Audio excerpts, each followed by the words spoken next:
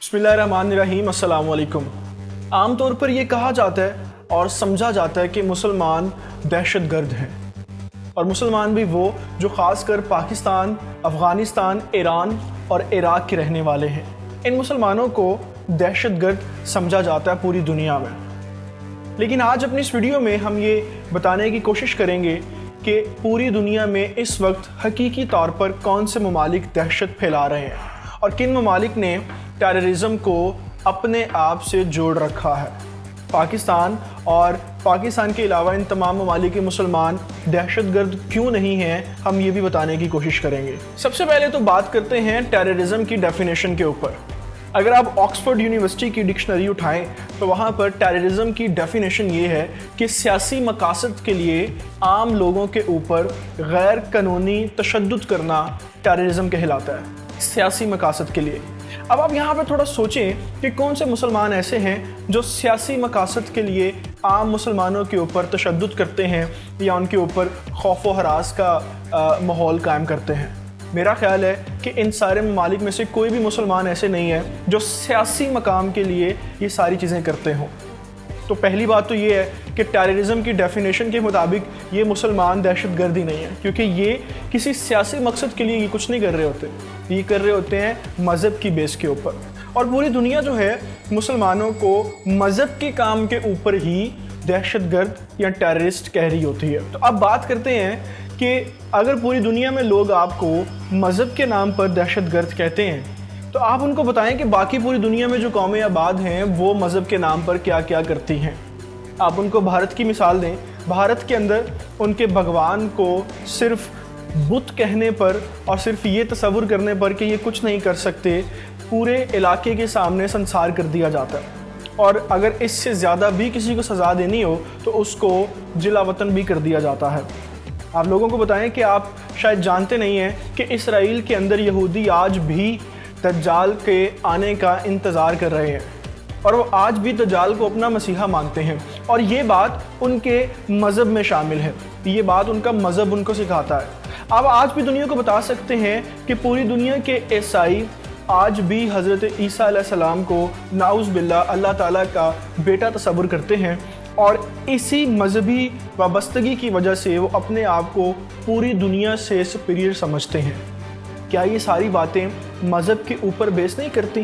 क्या ये सारी बातें मज़हब की वाबस्तगी के ऊपर बेस नहीं करती? तो जब इन कौमों को अपने मज़हब के अंदर इंतहा पसंद होने के बायस दहशतगर्द नहीं कहा जाता, तो मुसलमानों को अपने मज़हब से मोहब्बत और अपने मज़हब की बात करने से दहशतगर्द क्यों कहा जाता है? तो यहाँ से ही साबित हुआ कि आइंदा के बाद अगर आपको कोई बंदा ये कहे कि आप मज़हब की बात कर रहे हैं और आप दहशतगर्द हैं, तो आप दुनिया के जो बाकी तीन बड़े मज़हब हैं, यानी हिंदू, यहूदी और ईसाई, जिनकी मिसालें पूरी दुनिया के सामने पड़ी हुई हैं। यहाँ पर एक और आपको बात बताऊँ कि ये सारे मामलात भारत में सिर्फ आम लोगों के साथ पेश नहीं आते, बल्कि आपने देखा होगा कि बहुत से बड़े एक्टर्स भी जब अपनी कुछ फिल्मों में इस तरह की बात करते हैं कि ये भगवान जो है वो कुछ नहीं कर सकते, या इनके मामलात जो हैं वो इनकी वाबस्तगी जो है अपने मज़हब के साथ वो दुरुस्त समत में नहीं है, तो उन एक्टर्स को भी, जिनके बड़े नाम होते हैं, उनको भी अपने मुल्क को कुछ देर के लिए छोड़ना पड़ता है जब तक कि अपने मामलात को वो हल ना कर लें। तो ऐसा कुछ भी नहीं है, ये पूरी दुनिया का एक चूरन है जो सिर्फ इस्लामोफोबिया के नाम से मुसलमानों को बदनाम करने के लिए काम कर रहा है, और मुसलमान को सिर्फ अपने मज़हब के ऊपर बात करने की वजह से दहशतगर्द कहा जाता है। ये तो हमने बात की कि अपने मज़हब के ऊपर बात करना दहशतगर्दी नहीं होती। अगर अपने मज़हब के ऊपर बात करना दहशतगर्दी होती है तो इस हिसाब से फिर भारत, इसराइल, अमेरिकन और दुनिया में मौजूद हर मज़हब को मानने वाले लोग दहशतगर्द हैं। अब बात करते हैं कि क्या किसी दूसरे के मज़हब को बात करना दहशतगर्दी है, या किसी अपने मुल्क में किसी दूसरी अक़लियत को तहफ़्फ़ुज़ ना देना दहशतगर्दी है? अगर ऐसा है तो हम आपके सामने दुनिया की ज़िंदा मिसालें रखते हैं। आप जानते हैं कि भारत में मुसलमानों के साथ क्या जुल्म होता है। कनाडा जैसे मुल्क में एक आम आदमी मुस्लिम फैमिली के ऊपर सरेआम सड़क के ऊपर ट्रक चढ़ा देता है। न्यूजीलैंड जैसे मुल्क में एक आम आदमी किसी मस्जिद में दाखिल होकर सारे मुसलमान लोगों के ऊपर गोलियां खोल देता है। हम सब लोग जानते हैं कि इन जैसे ममालिक में भी जो दुनिया के लिए so called freedom of speech के नाम के ममालिक हैं और बड़े रूल्स एंड रेगुलेशंस में आने वाले ममालिक हैं, उन ममालिक में भी इस तरह होता है किसी दूसरी मज़हब की अक़लियत के नाम पर। बड़ी हैरत अंगेज़ बात है कि पूरी दुनिया की ह्यूमन राइट्स सोसाइटीज़ को और ख़ास तौर पर यूनाइटेड नेशंस को इन सारे मामलात के ऊपर, इन सारे वाक़यात के ऊपर जो कनाडा, भारत, न्यूजीलैंड और दुनिया के और ममालिक में होते हैं, इन सारे ममालिक के ऊपर इन मुल्कों को दहशतगर्द या टेररिस्ट कहना तो नहीं आता। मगर पाकिस्तान में मौजूद एक आसिया नाम की लड़की जो कि नामूस रसालत के केस के अंदर अदालत में मौजूद थी, जेल में मौजूद थी, पूरी दुनिया की सोसाइटीज़ को, पूरी दुनिया की ह्यूमन राइट्स और यूनाइटेड नेशंस को वो एक लड़की नज़र आ जाती है और रातों रात बिना किसी वीज़े के, बिना किसी टिकट के सारे अरेंजमेंट्स होते हैं और वो लड़की पाकिस्तान से बाहर चली जाती है। और पूरी दुनिया के सामने पाकिस्तान का और मुसलमानों का इमेज क्या दिया जाता है कि ये लोग अक़लियतों की तहफ़्फ़ुज़ करने में नाकाम हैं, ये मुल्क दहशतगर्द है। यानी जुल्म भी मुसलमानों पर, जुल्म भी दीन इस्लाम पर और दहशतगर्द भी हम। Is this fair? ये तो सारा कट्टा चट्टा और झूठ मैंने आपके सामने खोला है। मज़हब के नाम के ऊपर जो चीज़ की जाती है, मज़हब के नाम के ऊपर जो दहशतगर्द कहा जाता है, यानी पूरी दुनिया जो है वो ये कहना छोड़ दे कि मुसलमान और पाकिस्तानी दहशतगर्द हैं। अब बात करते हैं हकीकी तौर पर असली दहशतगर्द मुल्कों की, जिन्होंने सियासी तौर पर अपना असर और रसूख पूरी दुनिया में कायम रखने के लिए पूरी दुनिया के लोगों में दहशत फैला रखी है। 18वीं सदी के निस्फ में अमेरिका, इंग्लैंड और यूरोपियन ममालिक जो थे ये फ़ैसला करते हैं कि अब पूरी दुनिया में लेन देन का मामला कागज़ की रद्दी के बराबर जो पेपर करेंसी है उसके थ्रू होगा। इससे पहले पूरी दुनिया में जो ट्रांसपोर्ट थी या पूरी दुनिया में जो इंटरनेशनली ट्रेड्स थी या लोकल नेशनल ट्रेड्स भी थी, वो किसी ना किसी सॉलिड एसिड के थ्रू होती थी, यानी गोल्ड, मेटल या कोई ऐसी चीज़ जो आपस में लेन देन के लिए इस्तेमाल हो सके। इससे पहले रद्दी के कागज़ के ऊपर कोई भी दुनिया का मुल्क इन्हिसार नहीं करता था।